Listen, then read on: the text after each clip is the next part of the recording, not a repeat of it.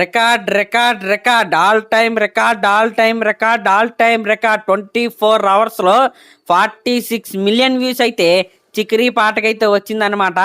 ఇది all time Indian record అనే చెప్పాలి. ఇంకా సౌత్ ఇండియన్ రికార్డ్ అయితే కేవలం 13 గంటల్లోనే చికిరీ పాట అయితే లేపేసింది.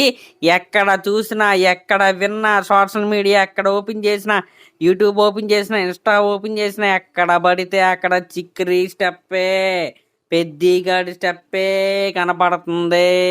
బ్యాట్ పట్టుకుని ప్రతి ఒక్కరూ కూడా ఆ స్టెప్ని అయితే రీక్రియేట్ చేయడానికి అయితే ప్రయత్నిస్తున్నారు.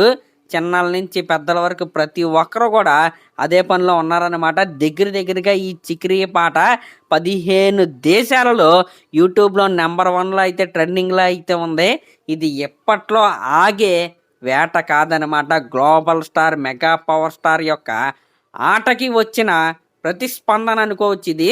చాలామంది గేమ్ చేంజర్ సాంగ్స్ వచ్చినప్పుడు ఆయన డ్యాన్స్ని అయితే ట్రోల్ చేశారు.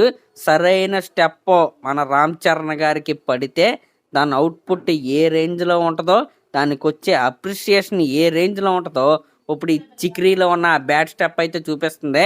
నేషనల్ మొత్తం కూడా పెద్దిగాడి ఫేవర్లో అయితే ఉందన్నమాట.